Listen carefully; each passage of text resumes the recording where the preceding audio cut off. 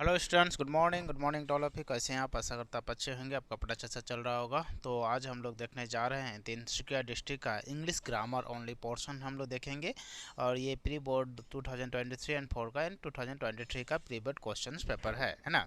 तो चलिए, इसे हम लोग सिर्फ इंग्लिश ग्रामर का हम लोग देखेंगे और आपको इसका PDF लिंक इसमें मिल जाएगा, जिसमें से आपको ऑल क्वेश्चंस आपको देखने को मिल जाएगा। ठीक है, तो हम लोगों ने क्वेश्चन 4 से उठाए यहाँ से, और 4 से सिर्फ इंग्लिश ग्रामर को रखे। तो आपको सारा क्वेश्चंस अगर आपको देखना है तो आप PDF में जाकर देख सकते हैं कैसा क्वेश्चंस आया हुआ था। ठीक है, आपको PDF लिंक दिया हुआ है नीचे, उसका जाकर डिस्क्रिप्शन में चेक कीजिए, उसमें आपको मिल जाएगा। ओके, चलिए क्वेश्चन पढ़ते हैं और उसे हम लोग बनाते हैं। क्वेश्चंस ये पार्ट वाइज देखिए, पार्ट ए में दिया है, ये क्वेश्चन नंबर 4 है। ओके, तो क्वेश्चंस क्या दिया हुआ, चलिए देख लेते हैं। क्वेश्चंस है फिल इन द ब्लैंक्स। ठीक है, fill in the blanks with the correct verb of the verbs given. तो यहाँ पर दिया हुआ है जो कि इस चार में से आपको इसमें से देखना है कि कौन सही होगा, इसका ऑप्शन है ना। और ये क्या है, करेक्ट आंसर है, जिसमें से आपको चार में से एक टिक करना है कि इसका आंसर सही आंसर क्या होगा। ओके, तो चलिए देख लेते हैं। Rohan dash the movie before he read the review of it. तो इसका क्या होगा, वॉच होगा या फिर हैड वॉच्ड होगा या फिर वाज वाचिंग होगा या हैड वॉच्ड होगा। देखिए, आपको यहाँ जानना होगा, थोड़ा सा इसका कंसेप्ट होता है। अगर आपके क्वेश्चंस में आफ्टर या फिर बिफोर रहे, क्या रहे, आफ्टर या फिर बिफोर, ये दोनों वर्ड में से कोई भी वर्ड आपको मिल जाए। ठीक है, दो कंसेप्ट होता है इसका जो आपको जान लेना चाहिए।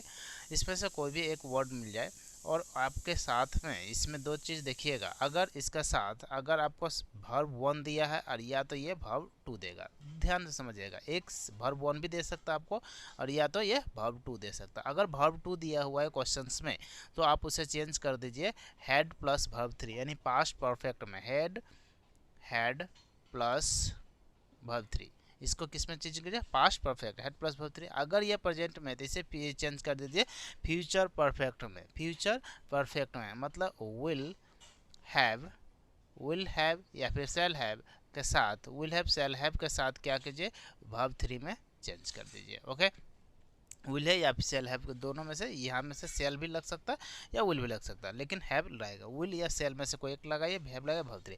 कब, जब इसका वर्ब 1 रहे, अगर वर्ब 2 रहे तो हैड प्लस वर्ब 3। ये इसका कॉन्सेप्ट होता है। तो आप यहाँ पर देख लीजिए, इसका साथ जो कॉन्सेप्ट है, ये देखिए सब्जेक्ट इधर पर दिया हुआ है और ये रीड है।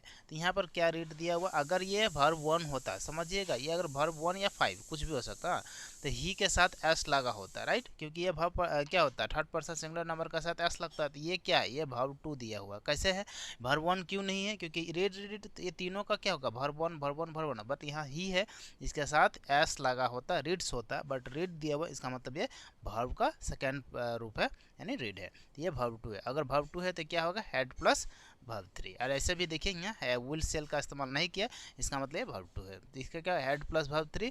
तो हेड तो लगेगा है, किस में हेड है, इसमें हेड है, तो ये वाला आंसर हो जाएगा। अब वर्ब 3 भी लगा है, वास्ट, तो इसका मतलब आंसर डी होगा। तो कॉन्सेप्ट भी समझिए इसको, क्या कॉन्सेप्ट होता है, उसके बाद ही आपको हो सकता है आपको ये एग्जाम में पूछ ले, तो आप ये दोनों ही अच्छा से लिख लीजिए। अगर आप पूरा देखना चाहते हैं, देखिए ग्रामर का वीडियो भी दिया हुआ, आप वहाँ से भी पूरा कॉन्सेप्ट सीख सकते हैं। ओके, नेक्स्ट देखते हैं क्वेश्चन नंबर 2। क्वेश्चन नंबर 2 में क्या दिया हुआ है, चलिए देख लेते हैं। आई डेस हर फॉर 10 ईयर्स। अब देखिए, इसका भी एक कंसेप्ट होता है, यहाँ से देख लेते हैं। हम हर चीज़ का कंसेप्ट बताते हुए चलेंगे। ठीक है, अगर आपको क्वेश्चंस में सिंस या फिर क्वेश्चंस में फॉर हो और साथ में टाइम भी दिया जाए, क्या क्या दिया जाए, सिंस फॉर प्लस में टाइम दिया जाए, तो आपको किस में बनाना है, तो इस ऐसा जब भी क्वेश्चन दे, इसको बनाना आपका प्रेजेंट परफेक्ट कॉन्टिन्यूस में। किस में, present perfect continuous, present perfect continuous. इसमें क्या होता है, इसका जो ये होता है आपका, ये इसमें सब्जेक्ट होता है, उसके बाद होता है हैज़ बीन या फिर होता है हैव बीन, हैज़ बीन या फिर हैव बीन। ओके, और इसका साथ होता है has been plus verb plus ING plus since for plus time, ऐसा होता है। बट इसका एक जो होता है कॉन्सेप्ट समझिएगा, अगर आपका ब्रैकेट में नो वर्ड मिल जाए, कौन सा वर्ड मिल जाए, नो, जिसमें कुछ एक वर्ड होता है जिसमें आपको समझना पड़ेगा, जैसे होता है no, no belong, no belong, understand, feel, इस सब के साथ आईएनजी इस्तेमाल नहीं होता, आईएनजी का इस्तेमाल नहीं करते हैं। तो इसी के लिए ये सारे वर्ड के साथ ओनली वर्ब थ्री इस्तेमाल करते हैं। क्या करते हैं? Verb three. तो वर्ब थ्री करने के लिए नो हो, बिलोंग है, अंडरस्टैंड है, फील है, तो ये सारे इस्तेमाल क्या है इसका साथ वर्ब थ्री इस्तेमाल करते हैं, क्योंकि इसका साथ आईएनजी का इस्तेमाल नहीं होता है। इसीलिए इससे पहले क्या होगा? हैज हैव तो होगा बट वर्ब थ्री के रूप में होगा। तो ये नो क्या हो जाएगा? वर्ब थ्री, साथ में हैज या फिर हैव। तो हैज हैव उसका ऊपर डिपेंड करता है कि सामने वाला आई क्या है। तो आई के साथ हम लोग इस्तेमाल करते हैं हैव। तो आई हैव नन हो जाएगा इसका करेक्ट आंसर। बट नो नहीं रहता तो इसका साथ आईएनजी लगता। आई होप ये आप समझ में हो गया होगा, क्योंकि इसका साथ आईएनजी नहीं था इसीलिए प्रेजेंट परफेक्ट में चेंज हो गया। आई होप समझे। नेक्स्ट होगा क्वेश्चन है ही dash his house 7 years ago. तो कभी भी 7 ईयर्स एगो, ये ध्यान से समझिएगा, 7 ईयर्स एगो रहे, या फिर यहाँ पर मैं लिख देता हूँ इस वाले पार्ट का, 7 ईयर्स एगो रहे, एगो, या 1 ईयर्स एगो रहे, या फिर एस्टरडे रहे, एस्टरडे, या फिर लास्ट नाइट रहे, लास्ट नाइट, या फिर ये मंथ एगो रहे, कुछ भी ऐसा वर्ड है तो इसे हम लोग करते हैं पास इंडिफिनिट। ऑलवेज इसे वर्ब टू में चेंज करेंगे। किस में चेंज करेंगे? वर्ब टू में। तो वर्ब टू इसका क्या होगा? लेफ्ट। इसका करेक्ट आंसर होगा वर्ब टू, क्योंकि लिव वर्ब वन है, ये वर्ब टू हो जाता है। लिव्स वर्ब 5 है, ये लिव वर्ब 4 है। ओके, तो ये वर्ब टू है, वर्ब टू में ऑलवेज चेंज होगा। ओके, नेक्स्ट देखते हैं क्वेश्चन से ही ऑलवेज, चलिए मैं ऊपर कर देता थोड़ा सा, ठीक है। He always dash up to 5 AM। देखिए क्वेश्चन में क्या दिया हुआ? ऑलवेज। आप कुछ वर्ड में दे देता हूँ, कीवर्ड देता हूँ, अगर क्वेश्चंस में कभी भी ये वर्ड मिल जाए तो आप उसको समझ जाइएगा। जैसे कि always, always, every day, every day, daily, regularly, regularly, always, every day, daily, regularly, usually, ये सारा वर्ड कभी भी आपको मिल जाए, कोई एक भी वर्ड आपको दिख जाए तो आप इस चीज़ों को समझ जाइएगा। ऐसा वर्ड के साथ हम लोग इस्तेमाल करते हैं प्रेजेंट इंडिफिनिट। प्रेजेंट इंडिफिनिट मतलब subject plus verb plus S या ईएस प्लस ऑब्जेक्ट, ये वर्ड हम लोग इस्तेमाल करते हैं। ओके, तो यहाँ पर सब्जेक्ट के हिसाब से एस या ईएस आएगा, तो ही है, ही के साथ है तो he always take S and ES. तो ओके, तो ही गेट्स क्या हो जाएगा? गेट्स, क्योंकि एस लगा हुआ है, ये फ्यूचर नहीं होगा, ये प्रेजेंट में इस्तेमाल करेंगे, ये कंटिन्यूस है, ये भी नहीं होगा, ये भी नहीं होगा, ये प्रेजेंट इंडिफिनिट है, ये फ्यूचर इंडिफिनिट है, ये पास्ट है, ये वर्ब टू दिया हुआ तो ये भी नहीं होगा, ये क्या हो जाएगा? गेट्स हो जाएगा। क्यों? क्योंकि एस है, यस लगेगा, ये प्रेजेंट इंडिफिनिट का डिनोट कर रहा है। ओके, तो नेक्स्ट चलिए देख लेते हैं क्वेश्चन नंबर 5। क्वेश्चन नंबर 5 क्या दिया? व्हेन। अब इसका भी एक कॉन्सेप्ट होता है, तो इसका क्या कॉन्सेप्ट है? तो व्हेन वाला चलिए देख लेते हैं। अगर आपका क्वेश्चंस में व्हेन या फिर वाइल, क्वेश्चंस में दो हो सकता है, व्हेन कभी दे, कभी वाइल भी दे सकता है। तो क्वेश्चंस में व्हेन या वाइल दे दे और साथ में आपको क्या दे दे?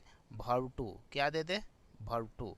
क्वेश्चंस में व्हेन वाइल के साथ वर्ब टू दे तो आपको जो आंसर में जो बनाना है वो आंसर में आपका जो होगा वो होगा पास्ट कॉन्टिन्यूअस। क्या होगा? Past continuous. अब पास्ट कॉन्टिन्यूअस का क्या होता है आपको पता है?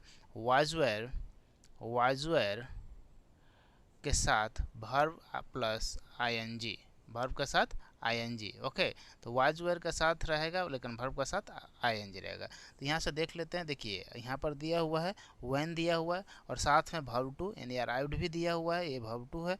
और यहाँ तो सी के साथ क्या हो जाएगा? Was were. तो सी के साथ क्या होता है? वाज यूज होता है। सी के साथ वाज होता है, यानी देख लीजिए वाज वेयर किस में साथ होता है? तो he, she, it, any one name, any one name, इसके साथ इस्तेमाल करते हैं हम लोग वाज। बाकी जितने भी वर्ड होगा उसके साथ इस्तेमाल करेंगे वेयर। ओके, तो यहाँ पर देखिए ही है, ही के साथ वाज इस्तेमाल होगा, ये हो जाएगा इसका correct answer. Was speaking, she when I arrived she was speaking on the phone. Okay, next देखते हैं क्वेश्चन, ये पार्ट बी हो जाएगा और पार्ट बी में क्या दिया हुआ है? Fill in the blank the choose the correct determiners. अब हम लोग इस्तेमाल करेंगे क्या? डिटर्मिनर्स बनाएंगे। तो चलिए बनाते हैं question number 5 determiners. Question number 1 में क्या दिया हुआ है देख लेते हैं। There is dash LP school in the village. तो ए है, एन है, द है एंड फ्यू है। तो हमें अब समझिएगा कि इसमें क्या इस्तेमाल होगा। देखिए ए एन द कभी भी दिया जाए तो आपको समझ में आना चाहिए ए कहाँ लगता है, एन कहाँ लगता है, द कहाँ लगता है, फ्यू कहाँ लगता है। तो यहाँ पर समझिएगा कि मैं एक सिंपल एक ट्रिक बता रहा हूँ, जो नॉर्मल ट्रिक होता है। किसी भी जो भी इसके राइट हैंड साइड में रहेगा, जैसे जो भी फर्स्ट वर्ड मिलेगा, जो भी फर्स्ट वर्ड मिला राइट हैंड साइड, जो गैप के ठीक राइट हैंड साइड में हो उसका आपको चेंज कर देना है, हिंद लिख लेना है एल दिया हुआ एल। अब इस जो एल है ये कहाँ पर है आप डिपेंड कीजिएगा, यहाँ मैं समझा रहा हूँ। अगर कोई भी वर्ड और आपको पता है और आ से लेके अ तक आता है, इसके बीच में कोई वर्ड आ जाता है, उसका हिंदी मीनिंग अ से लेकर अ के बीच में कोई भी हिंदी मीनिंग आ जाए तो वो जो होगा उसका साथ भवेल लगेगा, वो लगेगा एन। क्या लगेगा भवेल एन। समझ में आ रहा है। कोई भी वर्ड का हिंदी कीजिए, पहले एल है तो एल लिखा, अगर वो वर्ड इसके बीच में आ जाए अ से लेकर अ तक आ जाए तो उसके साथ इस्तेमाल होता है एन। अगर कोई वर्ड का हिंदी करने के बाद आपका क से लेकर ज्ञ तक के बीच में आता है तो आपको इसके साथ इस्तेमाल करना है ए। इतना समझ में आ गया आपको। तो एल, एल का जो पहला वर्ड है ए किसके बीच में आता है, फर्स्ट वर्ड ही आपको चेक करना है, इसके बीच में आता है, इसीलिए इसका साथ एन लग जाएगा, क्योंकि ये ए जो है और आ के बीच में आता है कंप्लीट, तो इसका साथ इस्तेमाल होगा एन। आई होप ये आप समझ में आ गया होगा। तो नेक्स्ट चले क्वेश्चन नंबर 2 के साथ। ठीक है, तो ये इसका साथ मैंने कंसेप्ट बताते हुए चल रहा हूँ, डायरेक्ट आंसर नहीं बता रहा हूँ। आप इससे ज़रूर कुछ ना कुछ सीखिएगा, है ना। अगर आप ज़रूर कुछ सीख रहे हैं तो आप कमेंट कीजिए, आपका कमेंट मैं ज़रूर पढ़ूंगा। ठीक है, चलिए नेक्स्ट देखते हैं क्वेश्चन नंबर 2। क्वेश्चन नंबर 2 में है we can't prepare tea as there is dash milk left in the kitchen. Okay, तो little, a little, much, any. तो यहाँ पर हम लोग क्या इस्तेमाल करेंगे, ध्यान से समझिएगा कि यहाँ पर बोलता है कि can not, we can't prepare. तो यहाँ पर देखिए वो नहीं बना सकता, we can't prepare tea as there is dash milk left in the kitchen. तो ओके, तो यहाँ पर देखिए, तो यहाँ पर वो उसका पास चाय नहीं है, उसका पास क्या है, एक वो नहीं बना सकता क्योंकि उसका पास मिल्क नहीं है। तो यहाँ पर समझिए मीनिंग समझना है। लिटिल, लिटिल का जो मीनिंग होता है, लिटिल में एल डबल टी होता है, ठीक है, एक छूट गया। लिटिल का मतलब होता है नथिंग, नथिंग। लिटिल मतलब नथिंग, ए लिटिल मतलब something, something. Much means every, बहुत सारा चीज़ एकदम एक्सट्रीमली। एनी मीन्स ये जो इस्तेमाल होता है एनी है या नहीं, ये इसका मैं स्पेशलिस्ट बताऊंगा। ये मैक्सिमम टाइम जो होता है, ये मैक्स टू मैक्स टाइम, ये इंट्रोगेटिव एंड नेगेटिव सेंटेंस के साथ इस्तेमाल किया जाता है। बट यहाँ पर तो नेगेटिव है, बट यहाँ पर ये वाला नहीं, यहाँ पर लिटिल इस्तेमाल होगा। क्यों, क्योंकि इसका पास क्या है, टी नहीं बना सकता, और नहीं बना सकता है तो ये लिटिल का सेंस इस्तेमाल होगा। यहाँ पर क्या हो जाएगा, लिटिल। वाई, क्योंकि इसका पास लिटिल का मतलब होता है नथिंग, कुछ नहीं है, तब ना ट्राची बनेगा। और little means something, much means बहुत चीज़, मोर, एनी मतलब interrogative and negative sentence. Okay, next question, यानी नेक्स्ट जो है आपका, चलिए देख लेते हैं।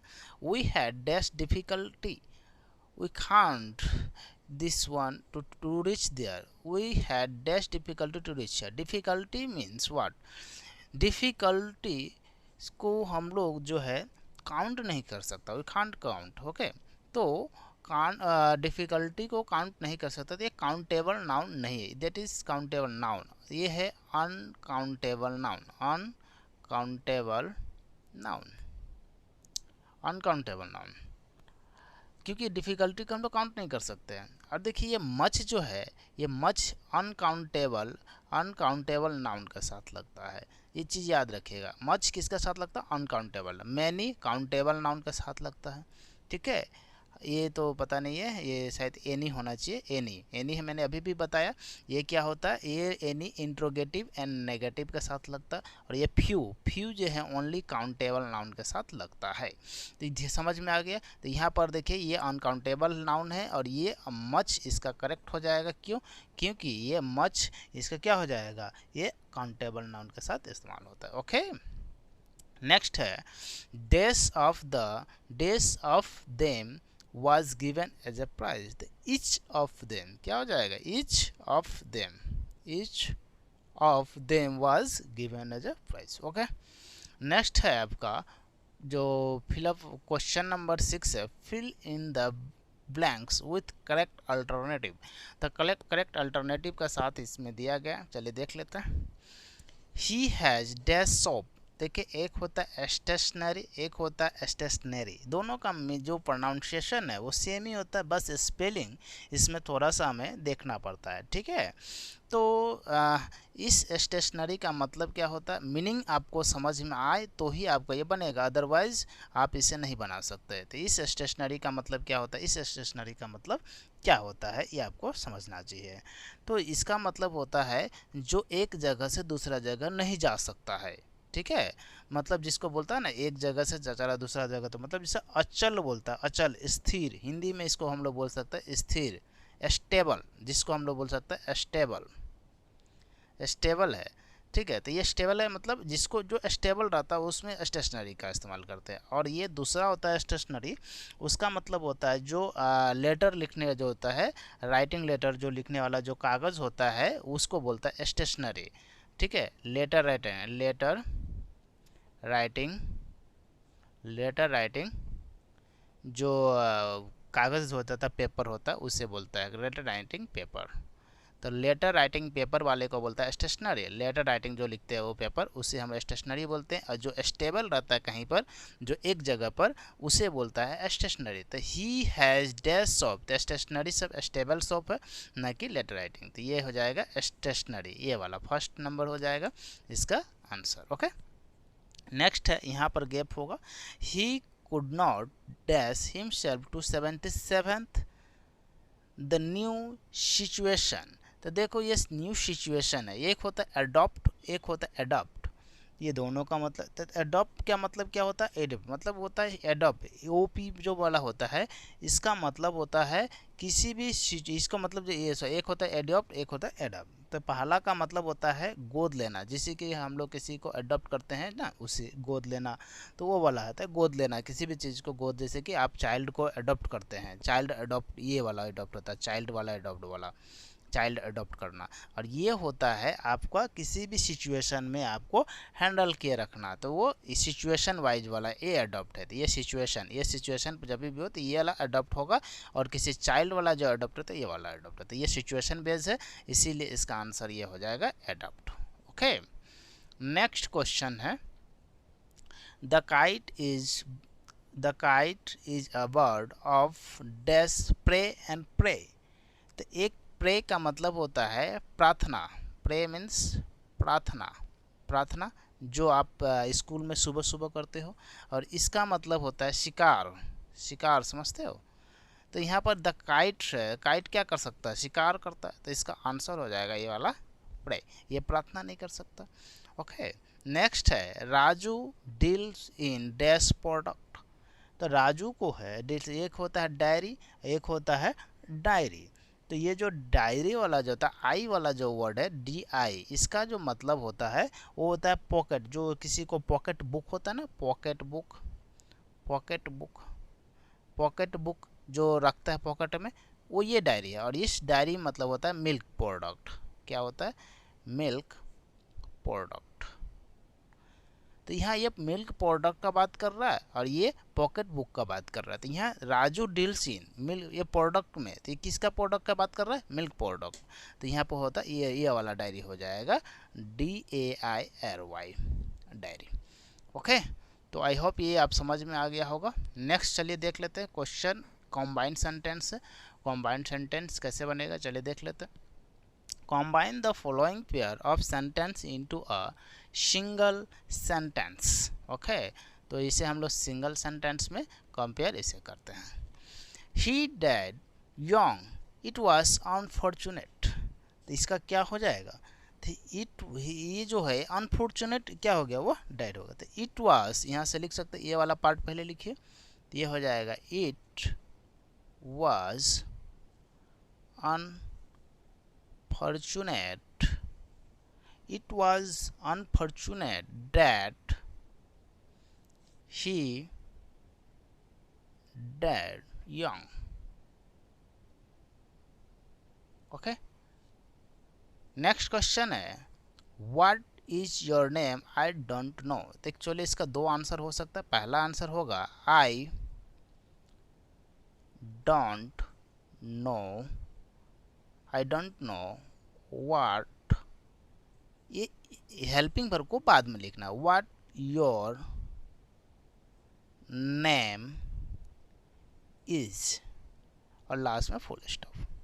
या फिर इसको ऐसे भी लिख सकते हैं, आई डोंट नो व्हाट्स, यहाँ पर ही आप एस जस्ट क्या बोलता है, कॉमा इन्वर्टेड में एस लगा सकते, what's your name, what's your name full stop. ये दोनों ही आप इस्तेमाल हो, लेकिन ये बेहतर आप ये इस्तेमाल कीजिए, अच्छा रहेगा।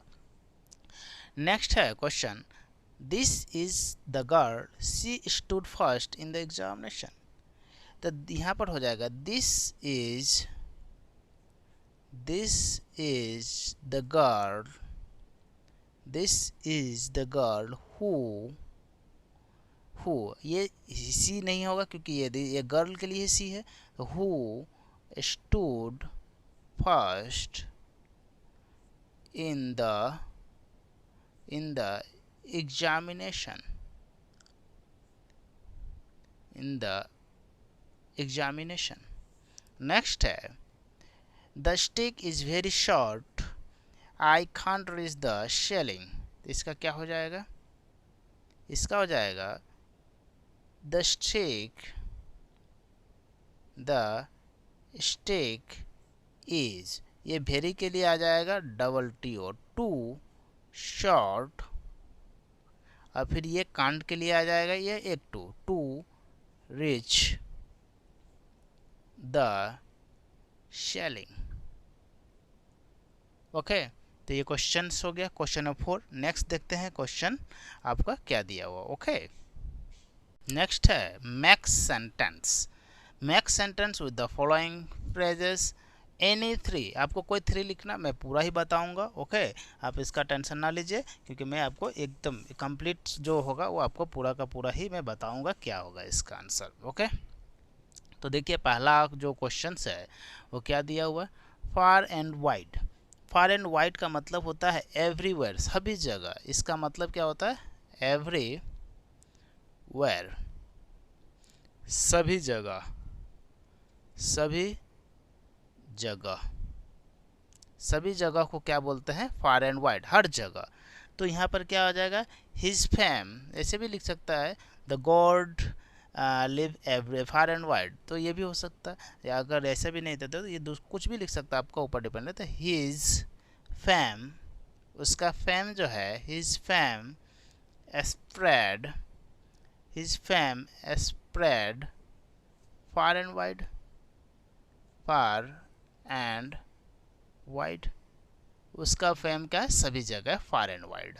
Gate rid of, get rid of का मतलब होता है छुटकारा पाना, छुटकारा, किसी से छुटकारा पाने के लिए बोलता है गेट रिड ऑफ। तो मैं लिख देता हूँ छुटकारा पाना, छुटकारा पाना को क्या बोलता है, गेट रिड ऑफ। ठीक है, तो छुटकारा, किसी भी चीज़ से छुटकारा पा रहे हैं तो इसको बोलते हैं गेट रिड ऑफ। ठीक है, तो यहाँ पर लिखिए, लिख सकते हैं हम लोग try, try to get rid of, try to get rid of bad habit, bad habit. ठीक है, तो try to get rid of bad habit, तो किससे छुटकारा पाना, बैड हैबिट से छुटकारा पाना। लुक इनटू का मतलब होता है आपका जांच पड़ताल करना, इन्वेस्टिगेशन करना, इन्वेस्टिगेशन जिसे बोलता है इन्वेस्टिगेशन, इन्वेस्टिगेशन जांच पड़ताल करना, जांच पड़ताल करना। ठीक है, जांच पड़ताल करना कोई बोलता है इन्वेस्टिगेशन करना। ओके, तो इन्वेस्टिगेट कर रहा, तो उसका क्या मतलब हो जाएगा, आई, देख लेते हैं, I shall look into, I shall look into the matter, the matter. मतलब मैं उस बात का जांच पड़ताल कर रहा हूँ या इन्वेस्टिगेट कर रहा हूँ या करूँगा। सेल लगा है तो करूँगा, आई सेल मतलब मैं इन फ्यूचर करूँगा। नेक्स्ट है an account of. An account of मतलब होता है रीजन। एन अकाउंट ऑफ का मतलब होता है रीजन। रीजन मतलब के कारण। के कारण जैसे आपका स्कूल बंद हो जाता है ना, तो कोई उसी हिसाब से आप देखिएगा नोटिस में भी लिखा रहता है एन अकाउंट ऑफ दिस, मतलब इस रीजन से। ठीक है, तो एन अकाउंट ऑफ क्या हो जाता है, उसके रीजन बताया जाता है। ओके, तो एन अकाउंट ऑफ का बात करता है तो वी आर हैविंग। तो देखिए कुछ भी आप लिख सकते हैं, ऐसा नहीं है। ठीक है, तो जैसे मैं स्कूल का ही बारे में लिख देता हूँ, वी आर, नेक्स्ट स्कूल की बात किया तो स्कूल का ले दो, we are having we are having vacation. We are having vacation on on account of on account of Holi. तो होली के अकाउंट से हमें छुट्टी मिला। आई होप ये आप समझ में आ रहा होगा आपको। नेक्स्ट हम लोग देखेंगे क्वेश्चन नंबर 5। क्वेश्चन नंबर 5 क्या दिया हुआ, हैंकर आफ्टर मतलब क्या होता है, पीछे भागना। हैंकर आफ्टर मतलब एक जा रहा दौड़ रहा है, मतलब हैंकर आफ्टर उसके पीछे दौड़ना या फिर भागना। ठीक है, तो पीछे भागना क्या हो जाएगा, पीछे भागना। ओके, पीछे भागना हैंकर आफ्टर होता है। तो कोई भी आदमी, हर आदमी, जैसे अगर मैं यहाँ से पुलिस का भी बात कर सकता हूँ, police hanker after the theft, ये भी बात कर सकता हूँ, भाग रहा। या फिर हम लोग किसी भी चीज़ में बात कर सकता है। आप कोई आदमी पैसा के पीछे भागता है तो उसे भी आप लिख सकता है। ठीक है, तो कुछ भी आप एक ले, तो मैं लिख देता हूँ don't don't hanker after, don't hanker after money, पैसे के पीछे मत भागो, है ना। तो ये इसका मतलब होता है। लुक डाउन अपन, एक्चुअली डाउन अपन अलग अलग होता है। लुक डाउन अपन मतलब हेट करना, हेटर, हेटर समझते हैं, हेट। किसी को बोलता ना I hate you, that's one, घृणा, तो उसको हेट के जगह पर आप बोल सकता है लुक डाउन अपन। ठीक है, मतलब घृणा करना, घृणा करना, घृणा करना, लुक डाउन अपन।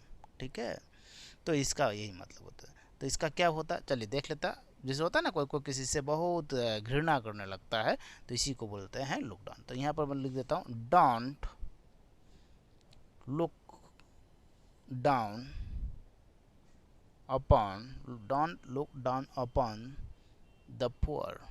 हमें गरीबों से घृणा नहीं करना चाहिए। वी शुड नॉट, ऐसे भी लिख सकते हैं, ये मत करो यहाँ होता है, बट ऐसे भी एक सेंटेंस लिख सकते हैं हम लोग, we should not look down upon the poor. Okay, next हो जाएगा ट्रांसलेट है। ट्रांसलेट में क्या दिया है, देखिए, translate into the language as per your MIL। तो मैं हिंदी में ही इसे ट्रांसलेट करता हूँ। अगर आप असामीस मीडियम से तो असामीस में इसे ट्रांसलेट करना है, बंगाली है तो बंगाली में कीजिए, बोडो है तो बोडो में, हिंदी है तो हिंदी में आप कर सकते हैं। एज पर योर MIL, जैसा आपका MIL होगा उसी में आपको इसको ट्रांसलेट करना है। ठीक है, तो मैं हिंदी में कर रहा हूँ, आप लोग देख लीजिएगा अपने अपने लैंग्वेज को। Okay, there is a little water in the port. तो क्या बोल रहा है, पोर्ट मीन्स बर्तन, पोर्ट मीन्स बर्तन, तो बर्तन में क्या है, लिटिल, और लिटिल, और लिटिल थोड़ा सा। अब अगर लिटिल रहता वर्ड तो न के बराबर, तो वैसे ही इस चीज़ों को समझना पड़ेगा। There is a little water in a pot, तो वो क्या है, पानी है, बर्तन में थोड़ी पानी है। बर्तन, पोर्ट मीन्स बर्तन, बर्तन में थोड़ा पानी है, बर्तन में थोड़ा पानी है। नेक्स्ट क्वेश्चन है Sohan play cricket at school. तो सोहन कहाँ खेल रहा है, तो कहाँ खेलता है, प्लेज मीन्स खेलता है, प्रेजेंट इंडिफिनिट है, इसका डिनोट कर रहा है। तो इसका क्या हो जाएगा, सोहन, सोहन स्कूल, स्कूल का हिंदी क्या होता है, विद्यालय, एकदम जो वर्ड ये हो जाएगा विद्यालय। सोहन विद्यालय या फिर पाठशाला भी बोल सकते हैं आप इसे, पाठशाला।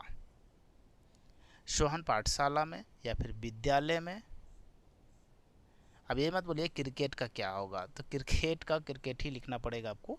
तो पाठशाला में क्रिकेट खेलता है।